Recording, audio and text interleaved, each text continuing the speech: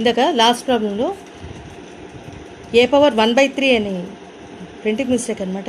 అక్కడ కొంచెం కన్ఫ్యూజ్ అయ్యాను, అందుకని అక్కడ ఇదంతా ప్రాబ్లం అంతా క్లియర్గానే ఉంది, ఇక్కడ తప్పు పడ్డాను. సో అందుకని మళ్ళీ ఏ పవర్ 2/3, ఏ పవర్ 1/3 కాదు. మిగతా అంతా కూడా ఎక్స్ ఇంటర్సెప్ట్ ఫామ్లోకి మార్చుకోవడం. అంటే x/a + y/b = 1. X intercept y intercept OA, x intercept y intercept ఏమో ఓబీ అనుకోవడం. తర్వాత AB² = OA² + OB² వచ్చాం.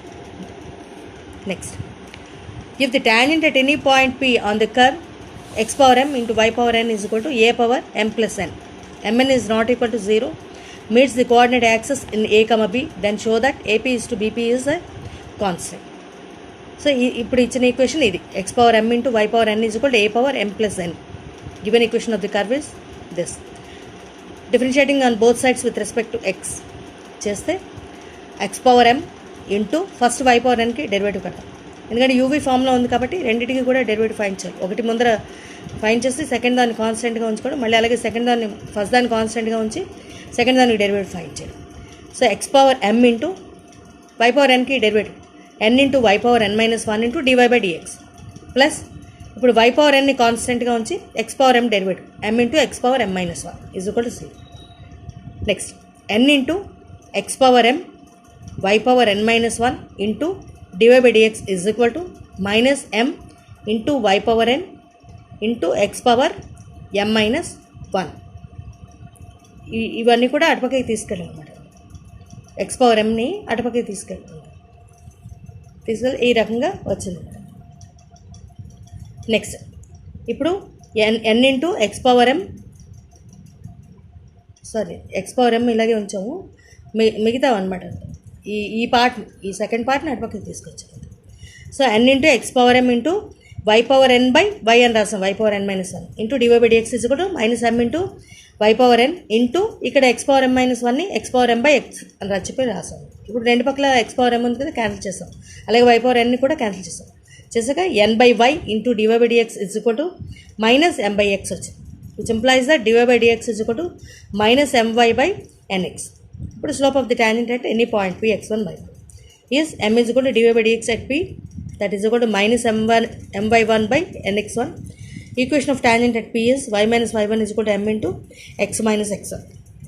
y - y1 = -m/1/nx1. ఎందుకంటే m అంటే ఏంటి, ఇక ఇది -m/1/nx1 ఇంటూ x - x1. ఇది క్రాస్ మల్టిప్లై చేసి మొత్తం అంతా కూడా సింప్లిఫై చేస్తాను. రైట్ హ్యాండ్ సైడ్ 1 చేయాలి, ఎందుకంటే ఇంటర్సెప్ట్ ఫామ్ అంటే ఎప్పుడు కూడా = 1. ఏ ఫామ్లో ఉండాలి, x/a + y/b = 1 ఆ ఫామ్లో ఉండాలి. కాబట్టి రైట్ హ్యాండ్ సైడ్ ఏదైతే ఉందో దాంతో మొత్తం ఈక్వేషన్ డివైడ్ చేస్తే సరిపోతుంది. సో ఇప్పుడు ఏమవుతుంది, mxy1/m + n into x1y1 plus nx1y/m + n into x1y1 = 1. ఇప్పుడు సింప్లిఫై చేస్తాక ఈ రకం. ఇలా కూడా కాదు, మళ్ళీ ఇంకా ఇలాగ రాయాలి, x/a ఆ ఫామ్లోకి రావాలి ప్లస్ y/b = 1. ఇప్పుడు x intercept OA m + n into x1/m, y intercept OB m + n into y1/n. ఇప్పుడు ఏ కోఆర్డినేట్స్ ఏంటవుతాయి, ఇది x, 0, 0, y కదా. B coordinates 0, y. ఇక్కడ x కోఆర్డినేట్ x, 0. AB తెలుసు కాబట్టి ముందర ఏపీ ఫైండ్ చేద్దాం. ఏపీ ఫైండ్ చేస్తే ఈ రకంగా వస్తుంది. P x1 y1 కదా, డిస్టెన్స్ బిట్వీన్ 2 పాయింట్స్, ఈ రకంగా చేస్తాం.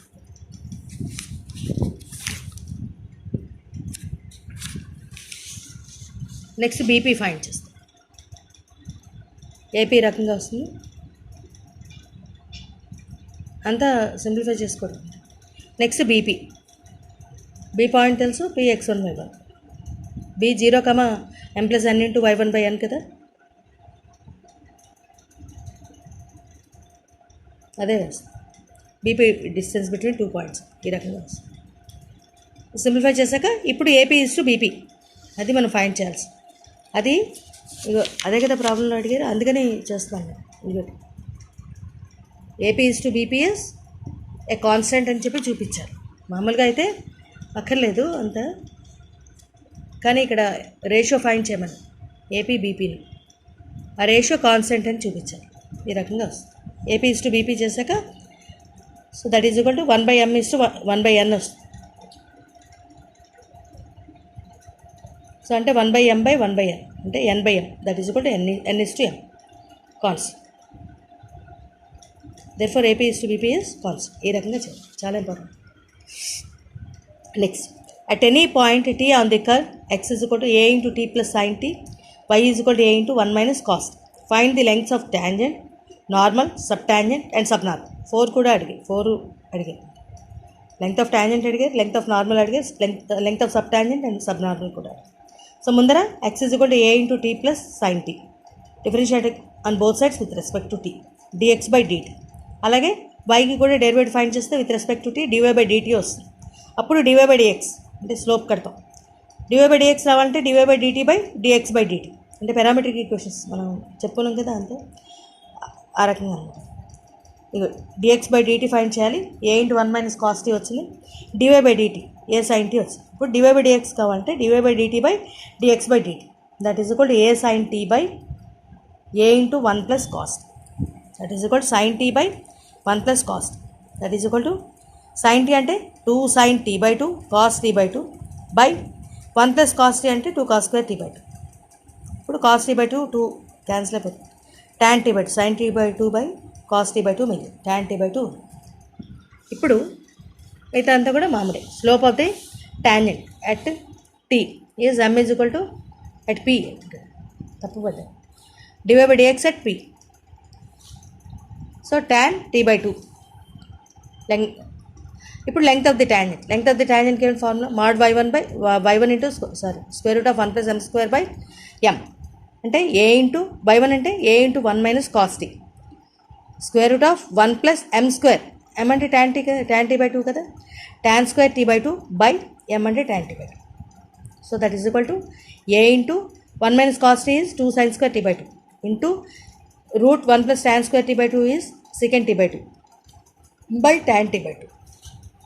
మొత్తం అంతా సింప్లిఫై చేస్తే ఈ రకంగా వస్తుంది, అంటే 2a sin t by 2 వచ్చింది.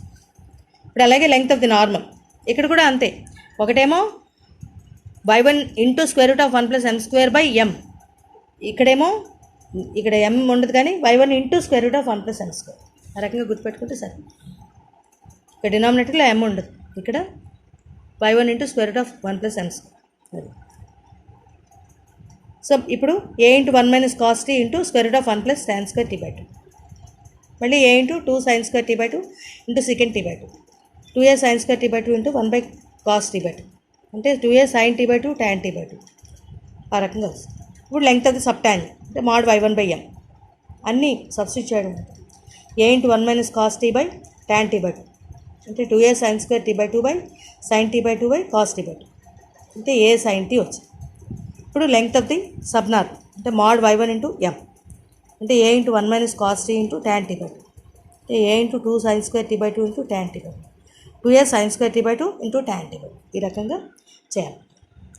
సో ఇది మొత్తం అన్నీ కూడా అన్నీ 4 కూడా అడిగాయి ఈ ప్రాబ్లం. సో కాబట్టి ఈ ప్రాబ్లం ఒకటి బాగా ప్రిపేర్ అయితే జాగ్రత్తగా అంటే ప్రొసీజర్ ఇదే ప్రొసీజర్ అంటే ఏమిటి ఫైండ్ చేయాలి అనేది తెలుస్తుంది.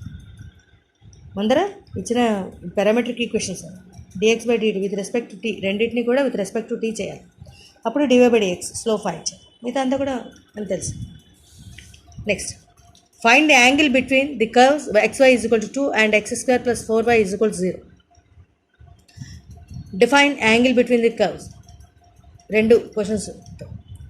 Given equations of curves are xy is equal to 2 that is equation number 1 and x square plus 4y is equal to 0 that is equation number 2. From 1 y is equal to 2/x కదా, ఈ value తీసుకొచ్చి second దాంట్లో వేస్తాం. x square plus 4 into y into 2/x కదా, 2/x is equal to 0 అంటే which implies that x square plus 8/x is equal to 0 అంటే ఈ రకంగా ఈక్వేషన్ ఫామ్లో అన్ని x టర్మ్స్లోకి రావడం అంటే which implies that x cube plus 8/x is equal to 0 which implies that x cube plus 8 is equal to 0 x cube is equal to -8 అంటే -8 ఎలా రాయొచ్చు, -2 హోల్ క్యూబ్ అని రాయొచ్చు కదా, అంటే x is equal to -2. If x is equal to -2 then y is equal to 2/x కదా, అంటే 2 by -2 that is equal to -2 అంటే required point is p is equal to -2, -1. ఇప్పుడు ఈక్వేషన్ నెంబర్ 1ని differentiating with respect to x చేయాలి. Equation number 1 ఏంటి? XY equal to 2 కదా. XY అంటే UV ఫామ్లో ఉంది కాబట్టి ఎక్స్ని కాన్స్టెంట్గా ఉంచి వైకి డెరివేటివ్ ఫైండ్ చేస్తాం. That is dY/dx plus y కాన్స్టెంట్గా ఉంచి x derivative is 1. So equal to 0. అంటే x into dY/dx plus y equal to 0.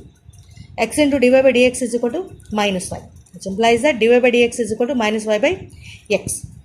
Differentiating 2 on both sides with respect to x. Second equation ఏంటి? x² plus 4y is equal to 0 కదా. దాన్ని ఇప్పుడు differentiate చేస్తే x² derivative 2x plus 4y అంటే 4 into వైకి derivative dY/dx is equal to 0. అంటే which implies that x plus 2 into dY/dx is equal to 0. అంటే 2తో డివైడ్ చేస్తాం equation. Which implies that 2 into dY/dx is equal to -x. dY/dx is equal to -x/2.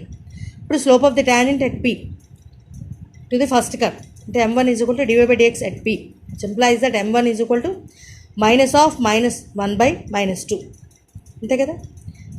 Is equal to -12 ఈ రకంగా వచ్చింది.